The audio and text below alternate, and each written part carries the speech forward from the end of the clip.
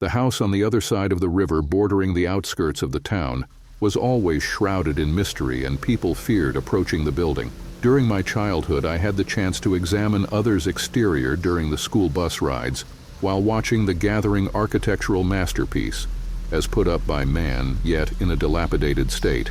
The greenery of a garden is now forgotten and overgrown with black thorns and a thick coat of dust. The path and the cobblestones wooled around the practically destroyed fountain.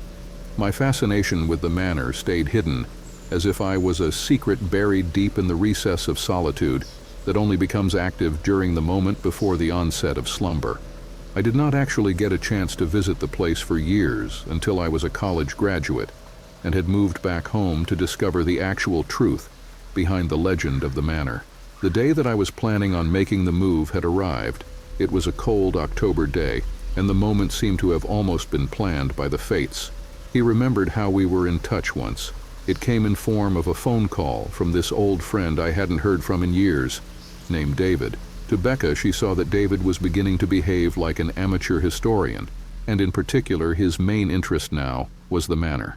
"Jack, I tell you, this place has many legends wound round it," he said with such an intense energy that I had no choice but to get into the topic. Then those ghoulish visions, those occult practices, and the legend of the horror that the family who previously resided in the house endured were narrated by him. And then people stated that they simply disappeared, all of them. They abandoned the house for grave ruins. We had some problems in our current job at that time, some important issues that David asked me to help him with investigating, and promised that I would have truly unforgettable day. Despite the fact that it might have seemed a bit strange to request such a photo from a stranger, my weaknesses of nostalgia and curiosity got the better of me, and I agreed. Our meeting was planned for the nighttime when the manor becomes shrouded in mist, and everything seems vaguely unreal. David had brought along an array of equipment, cameras, voice recorders, flashlight, and others. He was excited as though he had been having a good time, while I began to feel a sort of apprehension as we drew nearer the manor. The rusty iron gates opened with a loud screech, and the sheer silence made the sound of the cold wind, which blew through the cracked walls of the manor, very audible. "This place gives me the creeps," David admitted, although they both could tell that he had lost none of his childhood enthusiasm for adventure. "But that is the reason for fascination, isn't it?" I simply agreed, and even though my thoughts were with the same tune that those people must have been sleeping for years, they were simply disturbed to wake up again.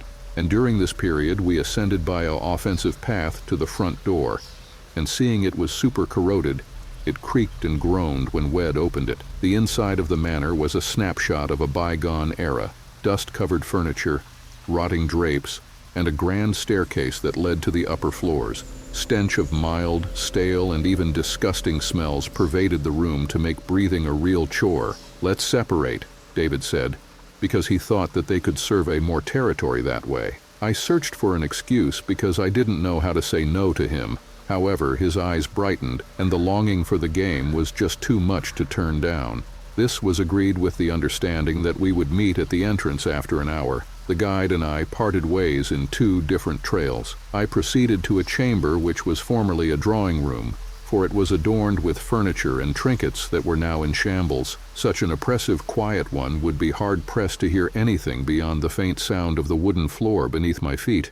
I was looking around, and there, lighting the dark with my flashlight, I spotted an old frame with the photo hanging crooked on the wall. It was a photo of a family and a black and white one.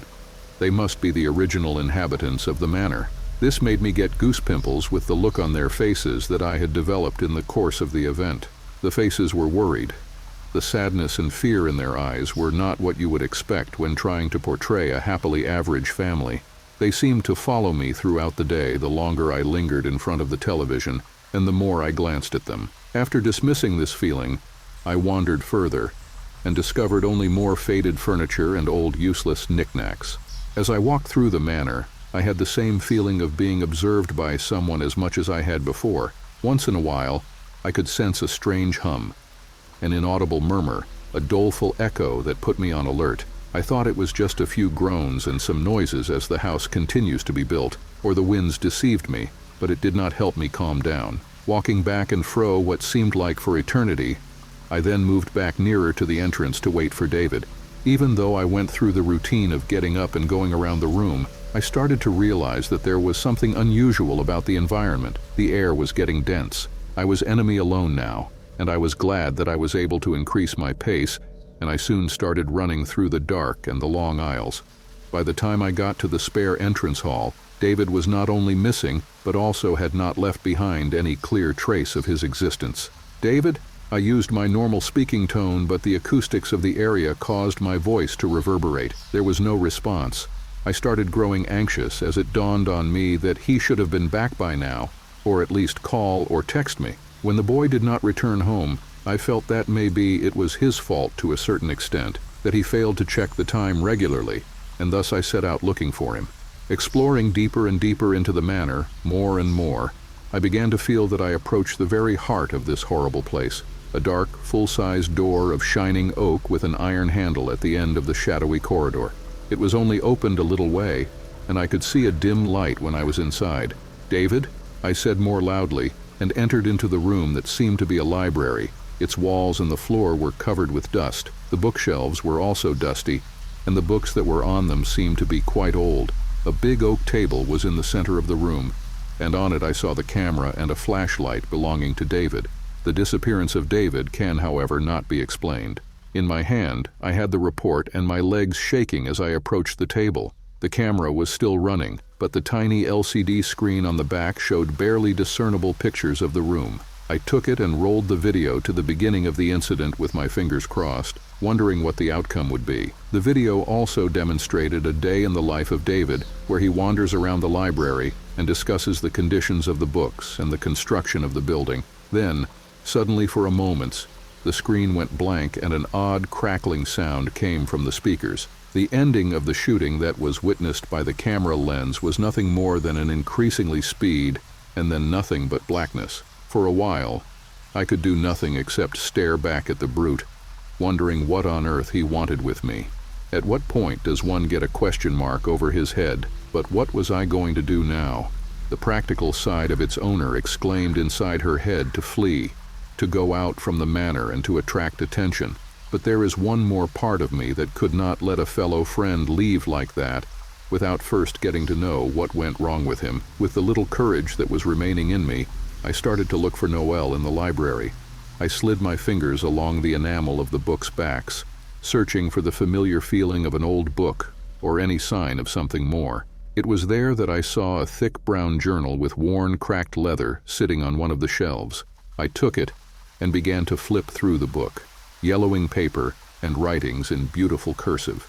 It found its place near a huge fireplace, together with other books, in the house obtained by Jonathan Blackwood, the head of the family who used to live in the manor. It described their routine, how they felt, and the challenges that they went through on the everyday basis.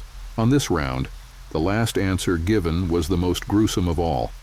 This is what Jonathan said. There was a man. It was very hard to comprehend who or what he was. He seemed to be the embodiment of the darkness that engulfed them, but no one could see him. Within the family, there was a wish to leave the manor, but any attempt was followed by some unknown interference. Finally, they have accepted their destiny of being misunderstood and unknown, waiting for someday another person will discover them. This point was brought home to me as I closed the journal, and I physically felt it like a punch, most probably because of the earlier warning given to me. But the manor was not simply a haunted place, but actually a living place, a twisting, sinister, sentient trap for the foolish enough to wander there. And now it had ensnared David and me. As for David and me, we were already in its grasp. It was Gertrude. She had been walking behind me quietly and speaking as she turned around to face me. Startled, I exclaimed. Now the door closed, shutting me inside the library. I scurry and fought the handle with my hands to open it, but I can't force it to open. Fear coursed through me, and I just knocked on the door and yelled for the man to please let me go. Then I saw, or rather, I heard a hissing, the soft sound that unequivocally originates from within and beyond at the same time. It became louder. Everyone whispered something I could not understand. This created a symbolic effect that produced shivers down my spine. So I moved away from the doorknob, my glance slipping around for an opening to get out. It was the first time that I noticed something distinctly creepy, an entity that hovered in the corner and had its eyes glowing red. I slid back into the wall, my thoughts collective as I tried to comprehend what I was witnessing. A figure approached me step by step, and as it came closer to me, its silhouette distorted and seemed to be formed of some sort of fog. It could have been the oppressive air of evil that allowed that suffocating feeling of hopelessness to circle around the room. "What do you want?" I asked as the tears rolled down my cheeks and I tried to regain my balance.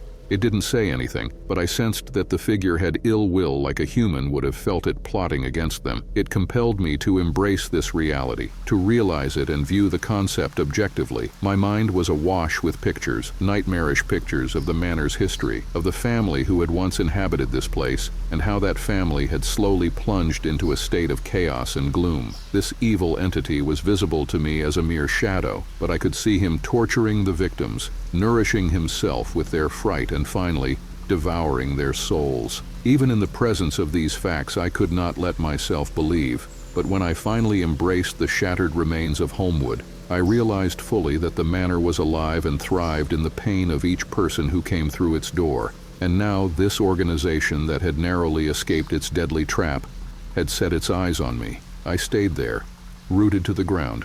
My instincts were telling me to escape, but it doesn't seem like I could run anymore. It came closer, and I felt that a shadow could completely engulf, suffocating its prey. Frantically, I tried to find the slightest of chinks in the present nightmare I somehow got myself into. The feeling of desperation completely awakened me and gave me the energy I could not even recall having. With a risky maneuver, I reached down and picked up the journal, throwing it directly towards the figure in an attempt to slow it down. The book fell to the prone entity with a thud, bouncing off it before falling to the floor behind. The figure paused, as if it was running calculations on my petty attempt at attempting a fight. An idea struck me as a spark in the darkness, as if enlightenment suddenly shone upon me after a camouflage of hopelessness. The journal had indicated that there was a concealed rite, a chance that the family had used to drive out the evil spirit. Of course, I did not know whether it will work or not, but the idea was the best I had been able to devise for the time being. I quickly skipping to the last effort the Blackwoods made, I picked up the book where it was dropped and nervously started to search for the information. And there it was, all in intricate detail, drawn around our circles, and the incantations also. It was colder around me than before. The wind seemed to be stirring. I repeated the incantation in my shaky but gradually more assured voice. The figure looked somewhat dazed, but it was also as if the man's figure was little more than a candle that had been blown out, or was slowly sputtering out. As soon as the final incantation was recited, and the last words pronounced, the ground where I had drawn a circle as per the videos glowed with such intensity that the light momentarily blinded me. It opened its mouth and emitted the shrill screech, its body twisting and disappearing as it was being sucked towards the fiery circle. At last I underwent enchantment where the Manor itself seemed to flex and quiver again. The very walls, the very air seemed to hum and throb with the power. The figure resisted the pull, its screams ringing through the library and doting establishments. As if the sound could become no louder inside my ear, it suddenly disappeared, giving way to the dim light and a silence that felt even more oppressive. For a moment I just stare at the screen, stunned and confused as if I don't know what I am doing or why I am doing it. The Manor appeared to breathe a hint of breath, the dark and suffocating stillness breaking just the slightest. Fearing what I was about to see, I could feel my heart racing as I inched toward the entrance to the library. I was surprised when it opened without any sort of force. The lock had been modified. I struggled to make my way through the corridor in the darkness of the night, my head dizzy with all that had occurred. This was the final push, and I had to find David and leave that place before another obstacle came in our way. I shouted his name, and a weak sound came back to me, which seemed to be coming from the general direction of the drawing room. Concerned by the noise that came from the corridor, I rushed towards it and saw David on the floor, confused but not harmed. Then he stopped and stared at me with an accusing, wide look of a scared child. "What the hell?"